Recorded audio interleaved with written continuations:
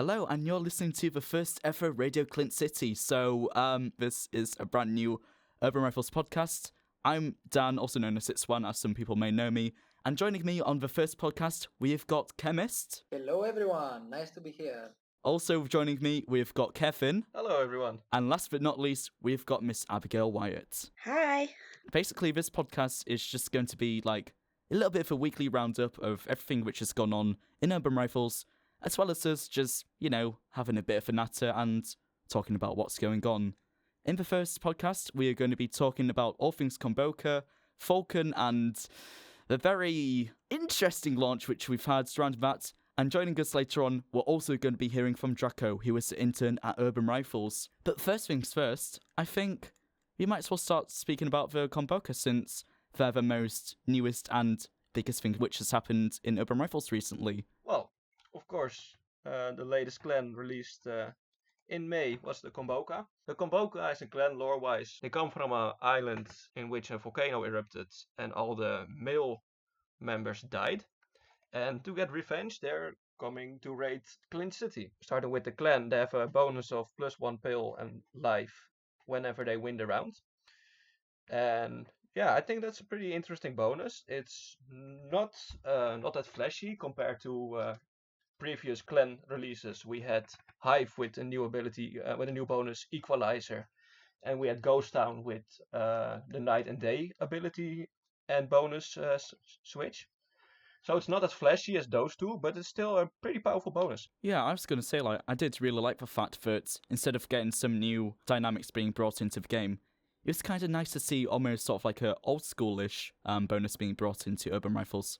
Like, that pleased me. Yeah, I agree. It's nice, it's simple, and it's strong. Yeah, and Chemist and Abby, how have you found sort of the general release of Komboka so far? So I haven't really tried them a lot. Yes, I like the bonus. As Kevin said, it sounds old school. It's not flashy. But I think we should also talk about the new type of ability they brought. And of course, is the plus attack or minus attack per opponent damage. This is totally something new, and it with so many overpowered cards that have 9 power, 9 damage, 8. It will be very useful, and it opens the horizons for smaller cards like with fewer stars to be used in survival. What do you think? well, in my opinion, the cards which we're of course referring to is Adia, I don't know. But for me, sort of seeing a ability which completely depends on your opponent's damage, and with it only being a 2-star, it's one of those cards which I feel could really fit into a nice Type 2 deck, but in DT, because often when it comes to DT, you get opponents who they'll end up playing near 40-star decks, like all 5 stars, or really menacing cards just to try and win as many games as they can, even though that's not necessarily the best tactic to do with Type 2. But the fact that you'll be now playing a card which gets a solid, plus 16 attack against these really menacing cards, I do feel like that'll be highly beneficial, and it'll be one where, if you use it correctly, then it'll be a great way of getting a whole load of more points in tourney, so I quite like it from that aspect, I must say. Yeah, I like it as well. It's a new mechanic. It's interacting with your opponent's cards, its base stats. Instead of modifying it like minus opponent power or minus opponent damage, it's now using their stats to your advantage instead of decreasing their stats. So that's an interesting mechanic they added to the game, I feel like. I'd like to kind of, because you're all focusing on like the stats and ability and stuff. I'd like to shift the focus onto the Vulcan's theme, like general theme, and what they're all about. In the last few years of new clans, we've had like, a tyrannical emperor and his army coming from the future, the biodroids they're supposed to be like clashing with, ghosts, dolls that have come to life, stuff like that. And now we've got like these islanders who have had this massive explosion, and it's all very tribal and mystical. And I'm gonna be honest, I miss the days when the clans were pretty normative compared to stuff like this. Like the next clan we have, can we just base it like we've got the mafia and the police and just something normative like that, please, because I get that you are trying to catch like people's attention. And it's like we've got to have all these new exciting clans and all these backgrounds. And the Volkan, like, they've definitely piqued my interest, but at the same time, it's like, can we just calm down a bit, please? Yeah, we need to go back to the times where we got school people and zoo animals. Just some easier lore. It's not we're coming from revenge, we're coming from the future, we're dolls. No, I see what you mean. And yeah, just keep it easy. Because even with like the police and the mafia and like this school of superpowers, they've managed to do some really interesting stuff with that without it going crazy, you know. Yeah, definitely. But yeah, for Volkan, there are 10 cards out so far, and whilst it's quite tempting to go through all of them, analyse their stats and all that, I don't want to sort of drag that out, so my main thought is, are there any cards which you're particularly fond of from this initial release? I like Hilal. Hilal is just nice base stats, 8-3 for 3-star, with the bonus, of course, an 8-4. And yeah, it just can gap for 2 extra pills and 2 extra life when she wins. And it's pretty nice card, I think. Actually, although I have to say something about Seida or Keida, that child that has 3 power. So her ability is attack plus 20. This is quite massive. We haven't seen something like this, I think, from Skinner. I saw a meme in the spot where it was showing Seida going out of the barrel in her first level and writing, "I will be your worst old nightmare." I believe this really sums up that card. But it's fun. It will be fun. It seems like a card will mostly be used for olding. Yeah, I'd say it's either for Olding, and also I feel like it's one which will be perfect if you come against a power exchange card. You can just chuck them out, and again, you could even just old there, and your opponent will be on 3 power, so they'll be a bit screwed, and then you'll get that plus 20, so there's practically no way they could beat that, so I feel like it's a nice counter for that very dominant ability right now. Yeah, I think as well. It's a nice, cute interaction it can have with those cards. But I think it's still the main purpose is to drain pills from the opponents. You need to overcome 23 attack, which mostly is 3 or 4 pills. So I think that's the main purpose, and I think it will be used like that in most cases. And in general, it's just always nice to see like a lower powered card being introduced into the game. Like, you don't need all of them to be 7, 8, 9 power. Sometimes you can have some which are really low powered, but if used correctly, can be incredibly deadly.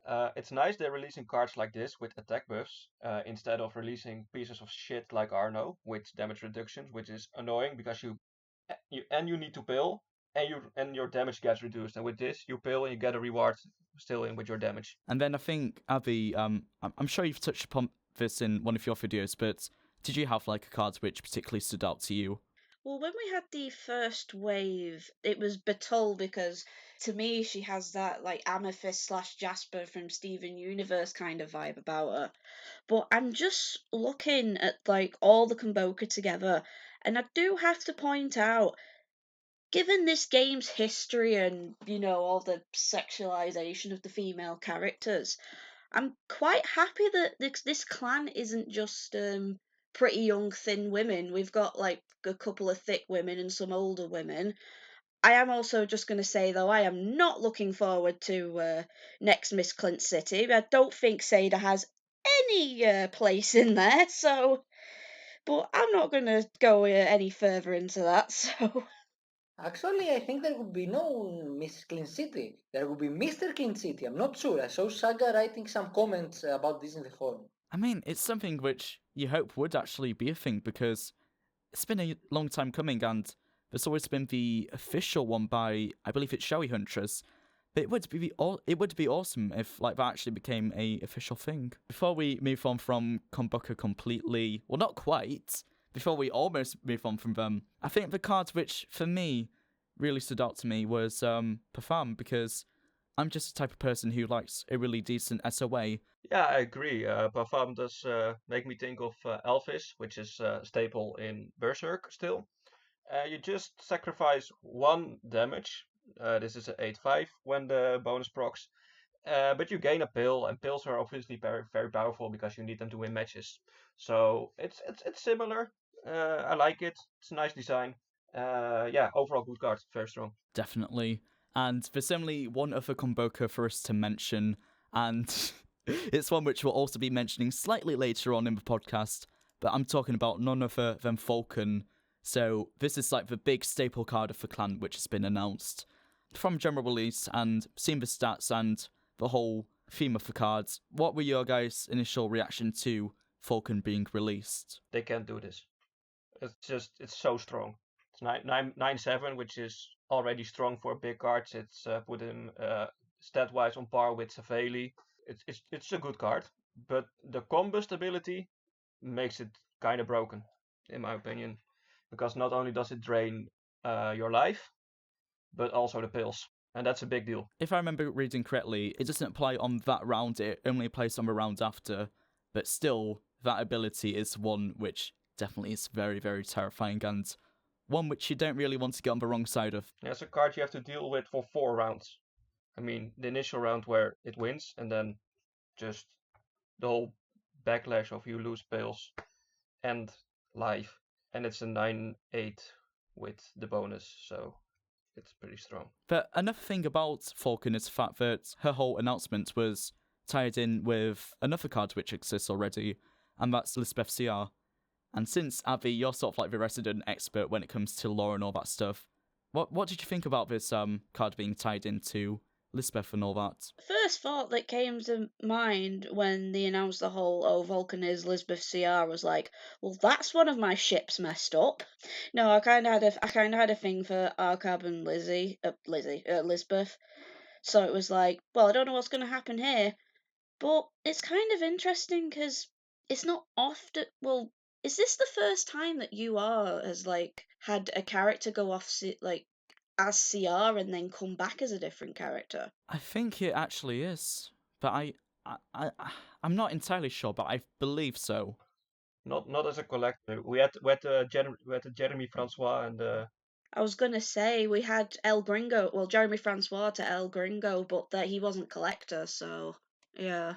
But yes, coming back to you, Chemist, what are your general thoughts on Volkan? First of all, I love the artworks of Koukilicious. He's definitely one which is always consistent, like always has really, really beautiful artwork. Yes. And really, I think I saw from Instagram the last evolution of Volkan before its original release. I was really amazed. Like this is a different level of artwork. And also her third level, third star evolution is very nice. Now, if I'm surprised by her stats, no. After Behemoth, nothing surprises me. Yeah, I remember first time I saw Behemoth, and I mean, I was a little late to the party, but of course I made my little video where I was just like, no, what have you done? But yeah, after Behemoth, it sort of does get to a point where almost nothing surprises you nowadays. I'm still surprised because Behemoth is just raw stats, and Volkan is paired with a pretty bonkers ability. So I was still quite surprised. Yeah, that's fair enough. Is it time to talk about the collector status?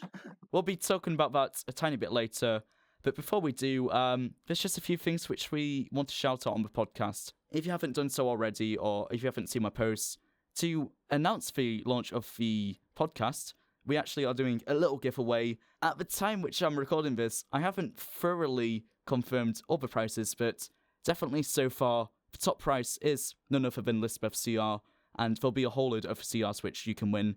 So if you want to have a chance of winning that, make sure you go to the event page, join the event, and there's a whole load more info on there, and you can find out how to win all that stuff. In addition to that, I'm announcing that I'm gonna donate 1 million CLINTs to that event. Oh, wow. That's the first time I've heard about that. If you just heard about that, then yeah, definitely go and join the event. And then other than that, there's also some other stuff which is related to urban rifles, but not necessarily within the website, but stuff which we definitely feel like you should be checking out. One thing which definitely needs to be pointed out is the lovely amount of YouTube channels there are nowadays which are covering urban rifles. If I can, I'll try and link to all of them in the description. Another very notable thing is also the fact that urban rifles we've got a nice and super, super active Discord. Once again, there will be a link for that in the description. And also, might as well mention your lovely baby chemist. There's also good old Clint City News, which is a thing which has been running for coming up to 2 years now. Yes, in September, hopefully we will have our anniversary issue for 2 years. Really, I never believed we managed that far. All the people all the authors, designers, puzzle makers, fanfiction writers like me and Abby, I believe we're doing, it's a nice job. We put our whole soul and in this magazine, all of it voluntarily, and I think it's nice to read. Believe me, the next issue will come out soon. I just love the fact that it's a whole big community thing coming together, loads of people contributing, bringing out this massive, however many page sort of magazine every month. Like a massive amount of effort does go into it, and I really do respect those who are involved with it. So again, if that's anything which you would be interested in getting involved with, definitely go get in contact with Chemist, go look up Clint City News on Urban Rifles, join the newsletter, and get involved. Another thing which I'm also very proud of is my friends Issy, Infinity, and also Dari. They've made a fantastic fan website for Urban Rifles. I imagine next to everyone who's currently playing Urban Rifles, all the active members, they already know about this. But iClintz, it's just an absolutely fantastic website. The URL is iClintz.com. But once again, the link will be in the description. Final thing to mention is the spot, which, in fact, I want Kevin to go first because you had like a really fun and neat way of summing up what the spot is. Yeah, I've introduced the spot as Urban Rifles Twitter. It's cool, you can communicate in another way. And you can just give some flash updates about things. The most thing I see at the moment is Pack Simulator 2019, in which everyone just spam their pack openings onto the spot. Nobody cares, but they do it anyway. And memes, Anyway. and yeah, right. And also memes, and even more memes, and even French memes. So that was my first impression, but besides that, it's fun. The spot is the best thing Urban Rival has seen in the last 3 years at least. It's amazing, really. Yeah, I can post all the time there. And I invite everyone to post. Also, Clean City Characters post. Maybe you have seen June posting. Maybe you will see Choco posting. Maybe you'll see everyone posting. And in case you haven't gathered what the spot is, basically it's a new and reformed version of the Friends feeds, but it's not something which I want to natter on about too much, because earlier this week, I got to speak to Draco, who is the guy who's pretty much been the main guy behind the spot. So right now, I'm joined by Draco. How are you doing today? Fine. How did you actually get your internship at Urban Rifles in the first place? I got my internship because I was talking frequently with Cookie Spirit. Since I needed an internship, I asked him if it should be possible, and he said me yes. Not directly because I asked it 1 year ago. Backtracking before you got the internship, when did you actually start playing Urban Rifles? I started because of the advertisement with Kenny and Brian, like many players of my players generation. Yeah, I must say, I remember seeing those same adverts as well. So it's 10 years since few weeks. So it's very old, and I was very young because I was 8. It's probably one of the only game or the only game which I played since so much time. So it's very interesting for me to do my internship in this society and to work on this game because I play it since 10 years. So it's very interesting. So what sort of things have you been working on whilst you've been at Urban Rifles? I worked first on a website to expose their products, so Urban Rifles and Orchidless, but there is few other ones.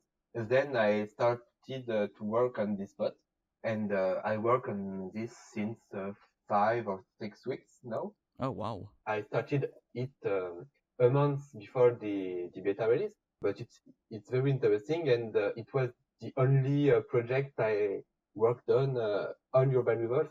I've seen you've been quite active on the forums, and from that, you would have seen how players have been reacting to the spot so far. Like, how have you found the general reception towards the spot? Yeah, feedback was really, really positive.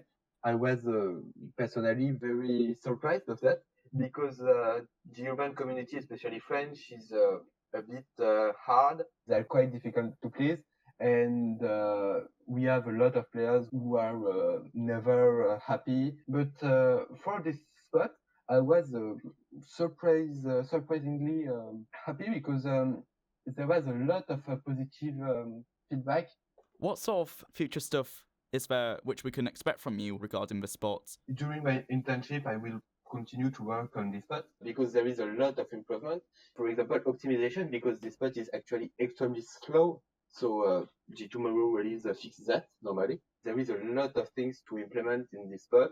Soon we will get share of events, comments.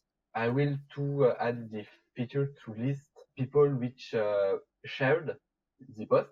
Currently, you cannot see who shared your post, and I'm working on that. I was going to say, I remember earlier I'd shared something. I kind of wanted to see who else had shared the same thing, but I was a little disappointed that I couldn't see that. It's a problem. Yeah, there is many little problems, but problems of ergonomy that I would fix one by one.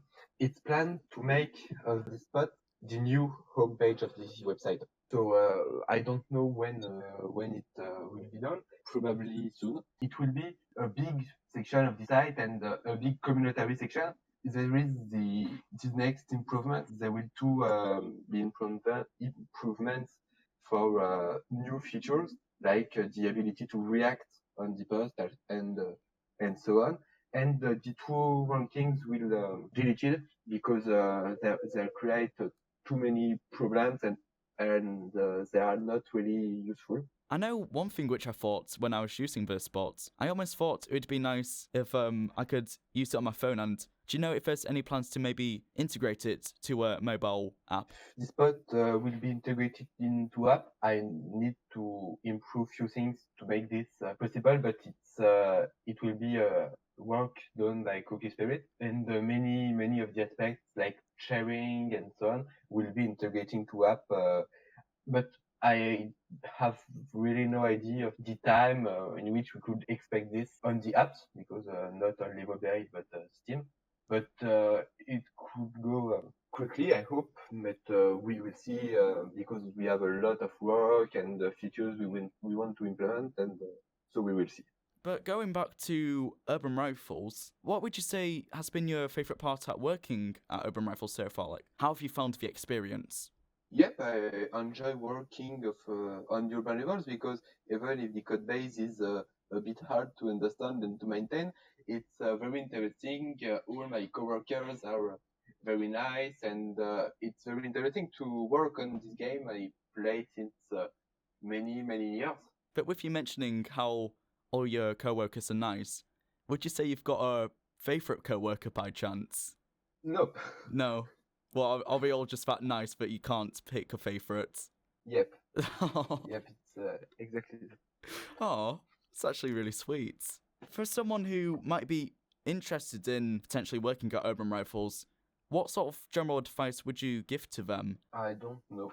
You don't know? I really don't know. Do you think you were quite lucky sort of landing the internship then? Yep, maybe, because it depends on Saga and on many things. So I cannot really give advice because in my case, I think there was a part of luck or things like that. So I don't know. But would you say players have got a lot to look forward to in the future then? There will be many things that will be on Urban Rivals in few weeks, since it's not really fixed. I don't know when it will come, and if it will come. There will be a new leader in that Saga teased, and a draft mod. I don't know if I misheard, but did you mention a new leader? Yep, but I don't know really many things about this. Saga teased it on the spot, and I don't know what will be the level of this leader. Between 100 and 200. We will see, but prepare your leveling. Yeah, that's certainly something to look forward to. And the main thing which I just wanted to say is that from the work which I've seen you've been doing so far, you've been doing an absolutely amazing job, and I wish you the best of luck with your future projects. Thank you. But yeah, there we go.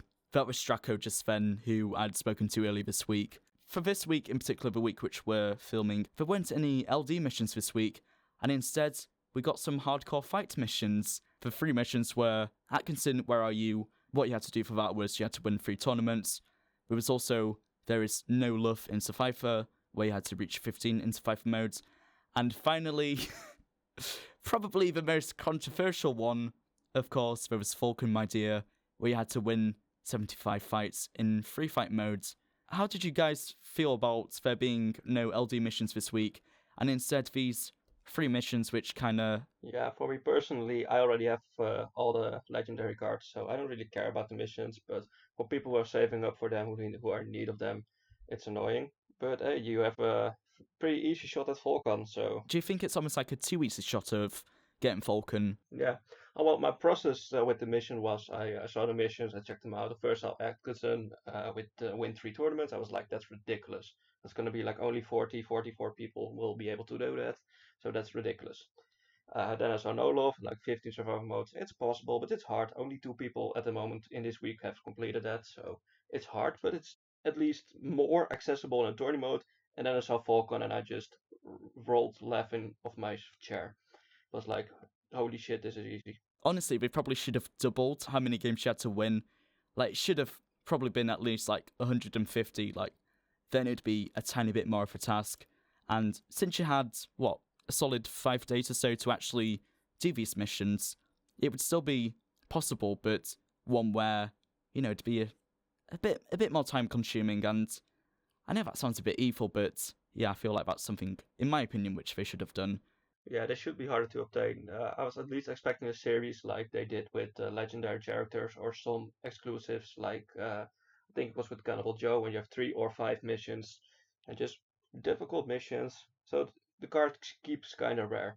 Because missions-wise, I do kind of agree with you. Like, Survivor 15, it's something which is tricky but not completely impossible. And then, you know what I'm like when it comes to a tourney. I just feel like me trying to get 3 wins is going to be next to impossible. Like, there's no chance. In general, I think we kind of agree that Volkan was way too easy, but the other ones kind of potentially the right type of difficult.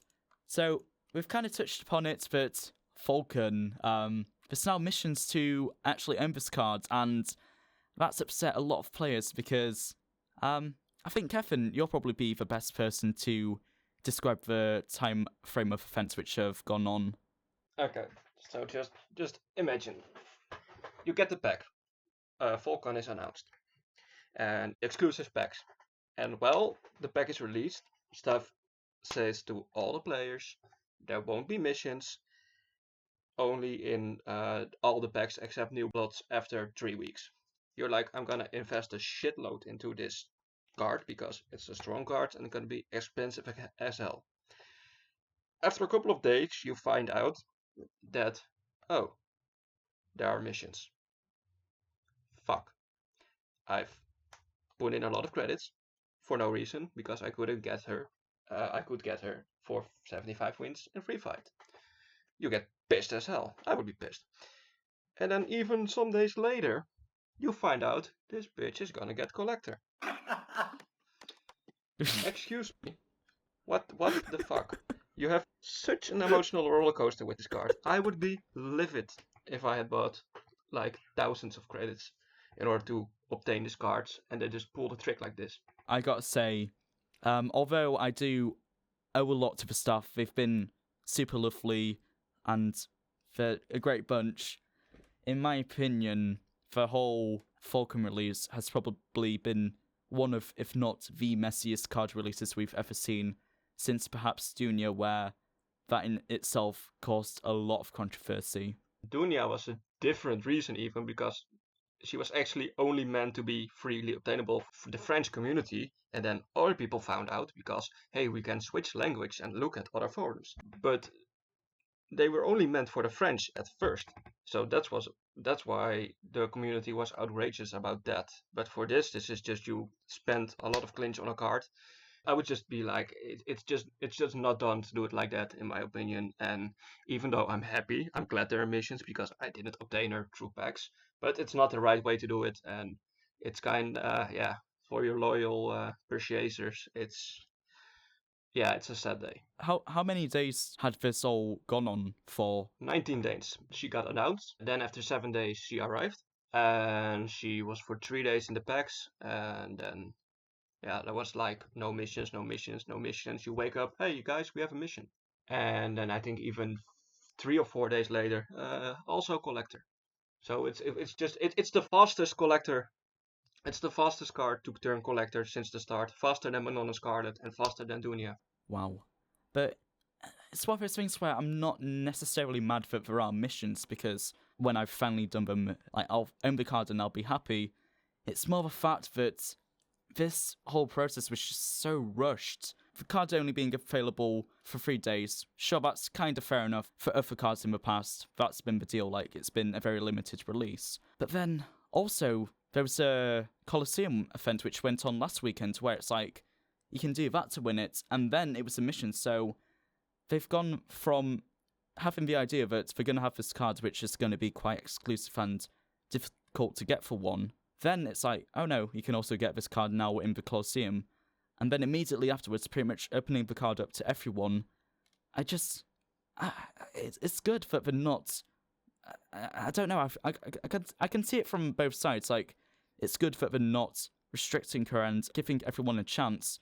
But they should have definitely just spreaded this whole process out way longer than they did. Like, waited at least, I don't know, a few weeks for the Colosseum event, and then, I don't know, maybe a few weeks, a month after, for missions to actually obtain the cards. I feel like I agree with you with this type of exclusive releases. You just have a set amount of time, a set structure in how you're going to release it. If you're going to release Colosseum, but she went from released to collector in 12 days, and that's ridiculous. And at this pace, I wouldn't be surprised if the next big card is going to be released as a collector. It's starting to feel a little like a cash grab. I know it might not be a reason for it, but this is just not the way for them to do this. Definitely not. And at the end of the day, we're not saying this to try and bash on the staff. All of us doing this podcast right now, we're all actually staff members. We do have a lot of respect to the staff and immensely thank them for the roles which we've been given. But we're saying this, like I said, not to bash on them, but rather to say, we understand what you were trying to do, but this hasn't necessarily been the right way of doing things, and hopefully from this process, you'll learn and know next time what to do. Yeah, I think it's just we're also stating our opinions, but we're also just summarizing what the biggest part of the community thinks about it. And yeah, if you want to run a game well, you should listen to your community. Definitely. But anyway, that was a bit heavy-handed, and I felt like I was getting way too serious there. So before we do say goodbye and conclude the first episode of Radio Clint City, it's time to talk about something which is a bit more fun.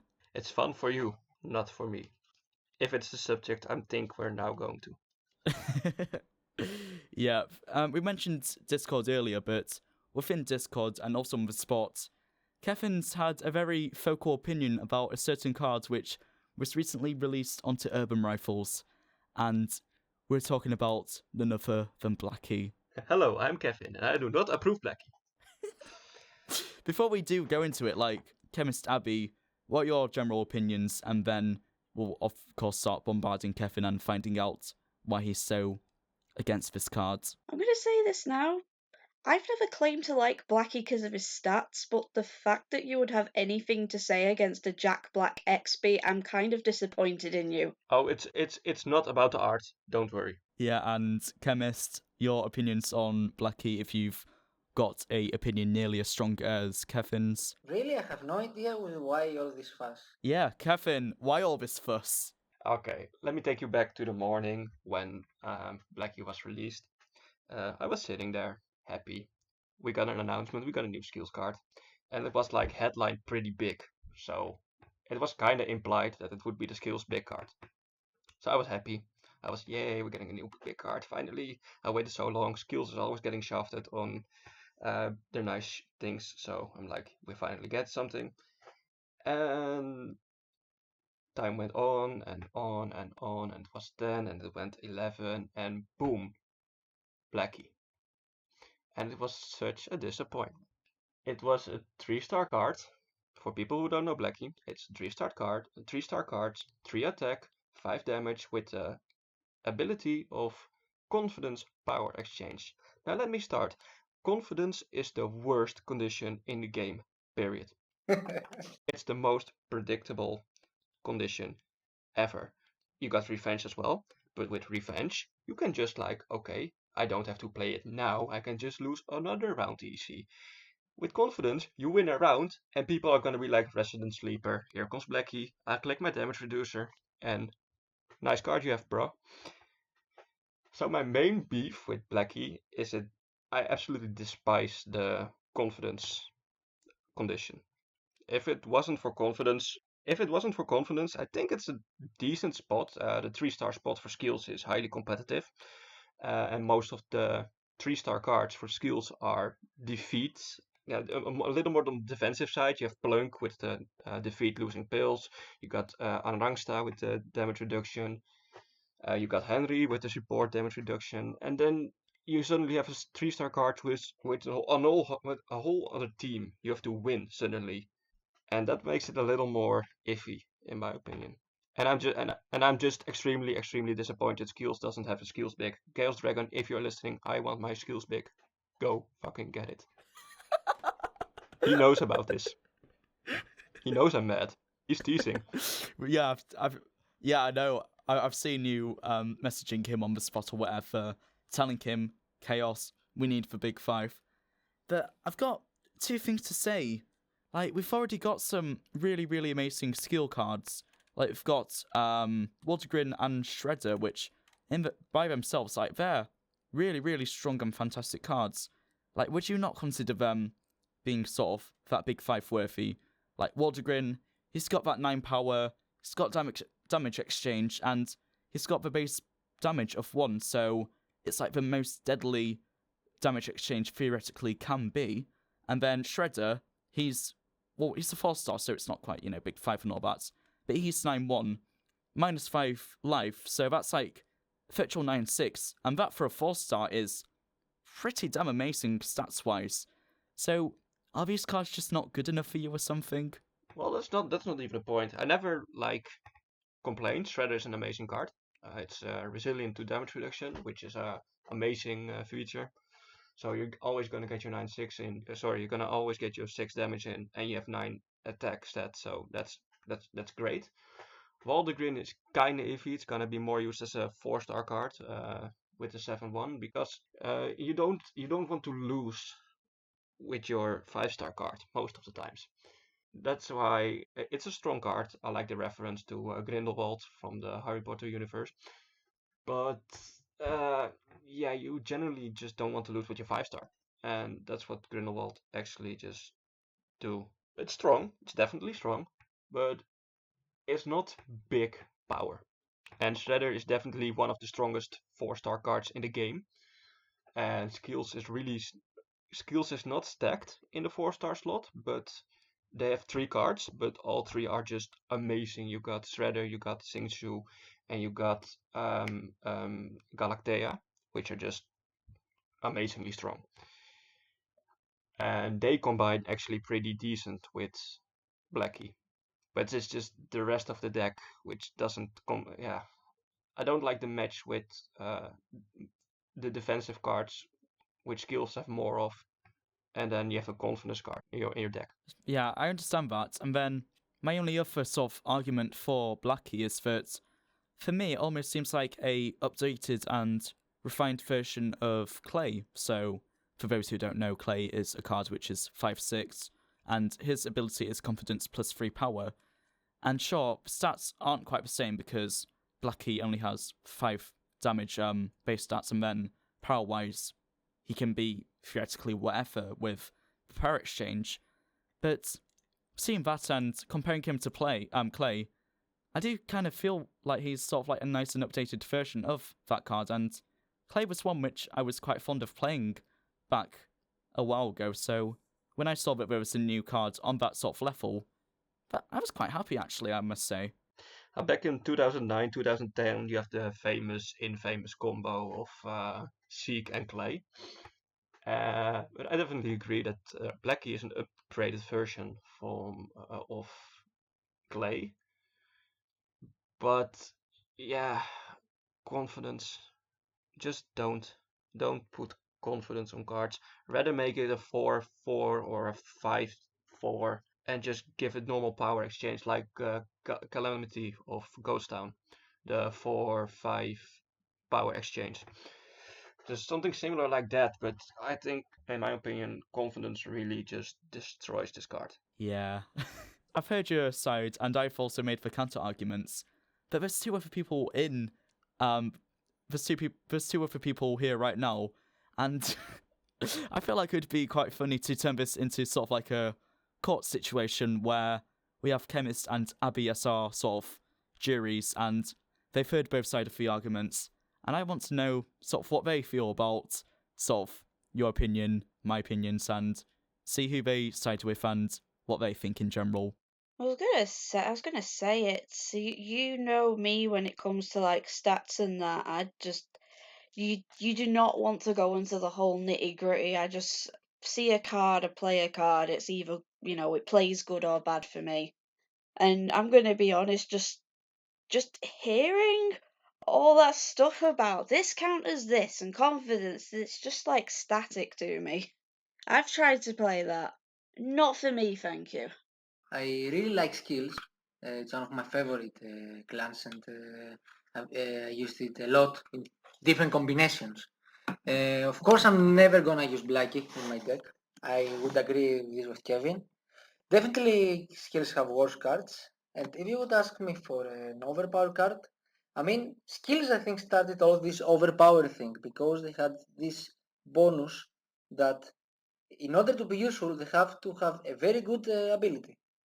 So this is where we saw like some amazing abilities first time, like +5 life, stop opening bonus, 8 power in 8/6, like Thomas. I really like this card even now. So I believe that skills should get a 9/9 card. A 9/9 card. No. Yeah, I agree. I mean, with just like Chemist, Skills is my favorite clan. I started playing in 2009. Skills just got hot then, which just released. And I got pretty lucky with unpacking my favorite card, Xalis, pretty fast. And yeah, I just fell in love with the clan, and I'm just like pretty upset that they're still don't having their big card, and they get cards like Blackie. But no, that's more than fair enough. And I suppose for you listening at home right now, and you've heard both sides of the arguments, also feel free in the comments down below to voice your opinions on this matter. Like, do you think Blackie's not the best, or do you think there's still use for him? Because at the end of the day, I'd like to also hear your opinions on that, or really anything which we've discussed in the podcast as a whole. I want to do one just feels Batman kind of moment for Irma Rivals. I want to ask for just press F to pay respect in the comments for Willow LD, which is never good enough, gets changed 2 times a week, and staff don't know what they want to do with her. So press F in the comment section for Willow.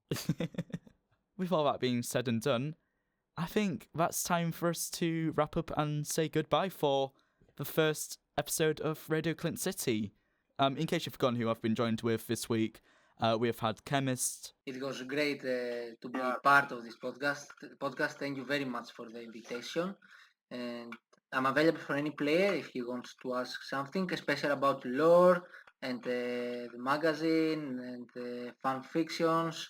I would be more than happy to discuss with everyone. It also would be nice to be part of another podcast if you still want me. Oh yeah, definitely. You're more than welcome back on the podcast if you have for free.